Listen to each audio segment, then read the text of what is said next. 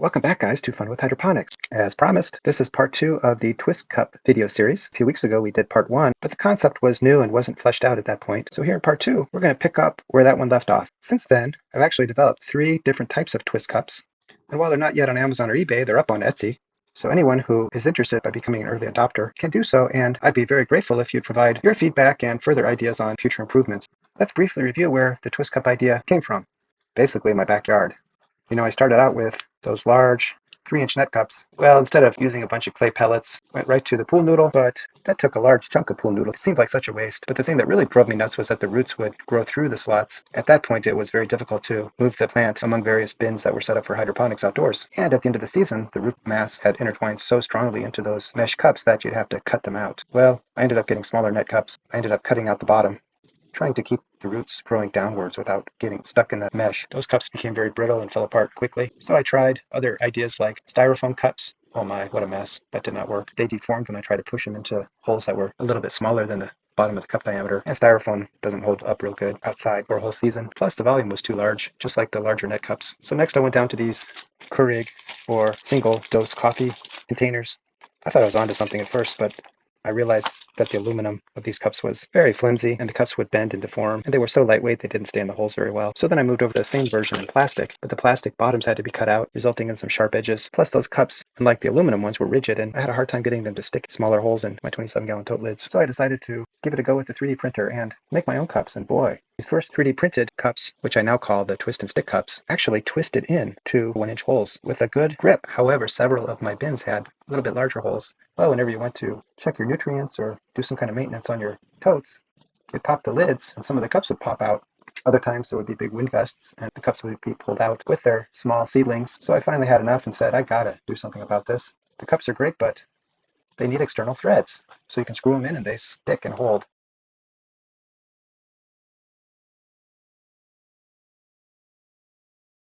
Well, I thought I need at least one set for smaller plants that fit in 1-inch holes.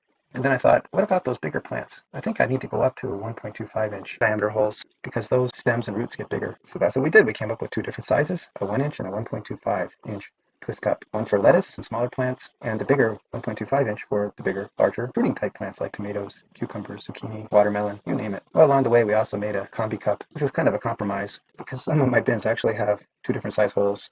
So there you have it, the story of the birth of the twist cup.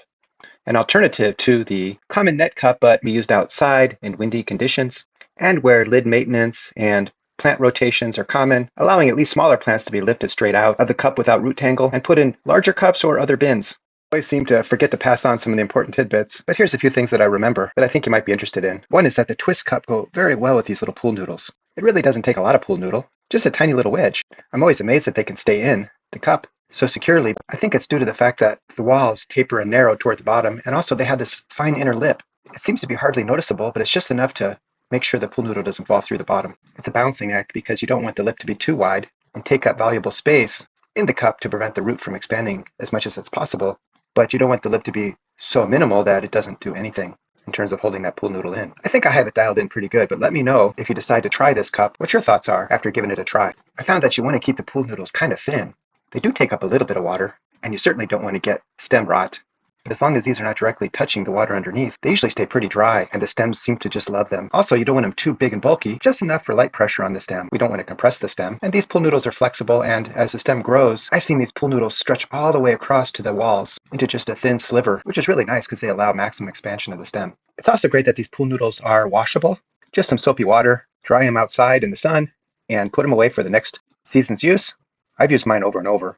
So for me, it's a no-brainer. Pool noodles beat out clay pebbles or leca balls, peat plugs, rock wool, and other DIY things like cotton balls or snippets of sponge, which seem to take on too much water and waterlog the stems. So I'm going to stick with the pool noodles. I'd be interested to see what your recommendations are in the comments. But if you haven't tried them, give pool noodles a go. They're cheap and easy to cut, washable and reusable, and fit great in twist cups.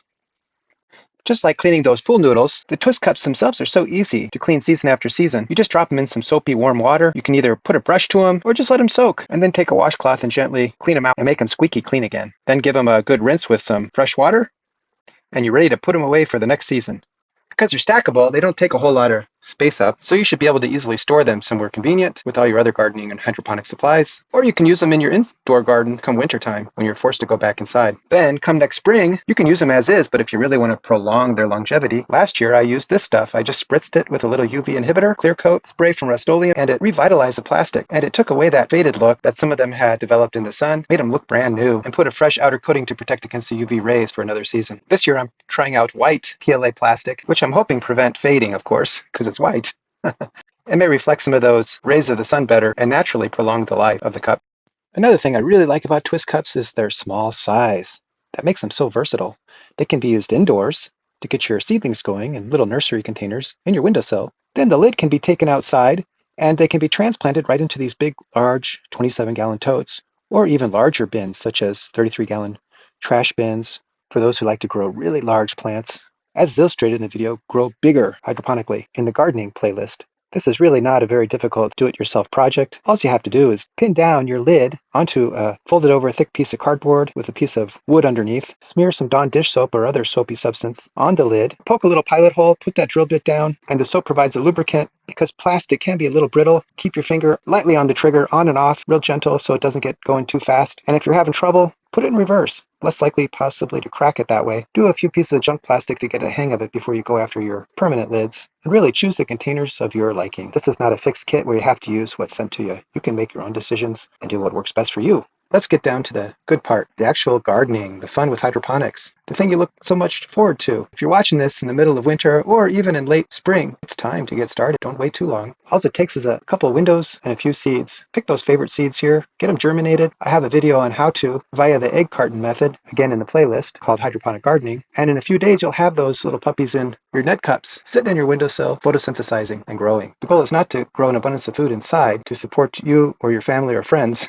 but it's to get them started so that you can get them outside and then have a huge produce harvest. We don't expect those seedlings to feed us, but we want to get them partway mature so that we can just drop them into the holes outside and watch them just blast off with the sunshine. And don't think you have to be limited to just lettuce and tomatoes. Those are probably the most popular crops for hydroponics, but there's all sorts of things you can grow, such as zucchini, acorn squash, tons of cucumbers, different cabbage and other greens, herbs of all types, and even huge watermelon.